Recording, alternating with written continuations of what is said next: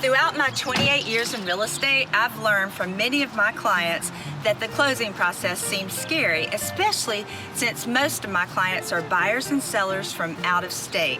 Today, we're taking you behind the scenes at a local's attorney's office to hopefully shed some light on these closing scaries.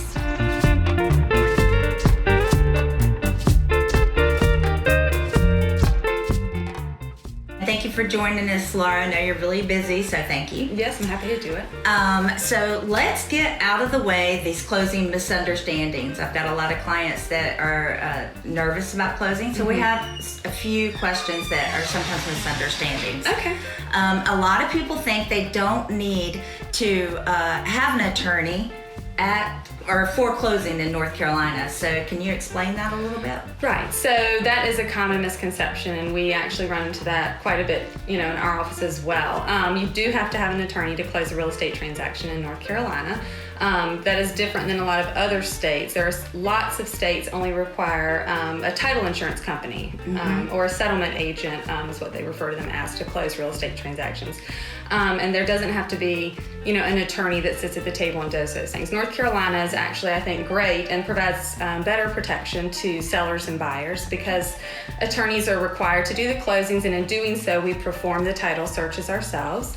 We have some control over what goes in the process. We review contracts for clients. We try to make sure, it's our job to make sure that we work with all parties involved to ensure that, all parts of the contracts are met. And then if people do have legal questions throughout the process related to their contracts, then fortunately for them, they have an attorney, as a part of the process that they can go straight to and ask a question instead of having to retain someone. When a buyer and seller sign the closing disclosure or come to recording at the office, have they closed on the property? No, and that is often something we hear lots of questions about, and really frankly frustration and confusion among clients because they feel that when they sign, they're done. And lots of lenders still refer to the signing as the closing, but North Carolina is actually called a race state, is what the statutes refer to it as. And in North Carolina, you don't own the property until the deed is recorded at the courthouse. So the signing's great. That's when you've done most of your work, but the attorney still has to get to that courthouse after you sign. And last question. Do the buyer seller have to be here in person physically to sign the paperwork?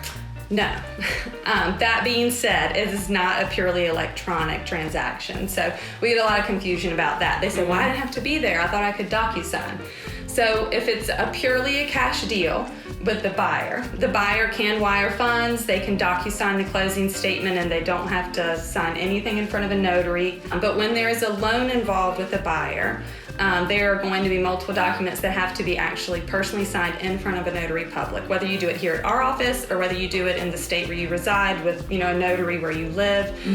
We can certainly do things that way. We call that a mail-away transaction. And so you can, a cash buyer is really the only instance where you can electronically sign and wire funds. Everything else, even on the seller side, you have to sign documents in front of a notary, and we have to have original hard documents in hand to close. So. Well, you've been great. Thank you for all your education, and I hope this helped cleared up some misunderstandings for you guys out there. And Laura, thank you for your time. I know you need to get back to work and get busy, so thanks so much, Heather. Appreciate it.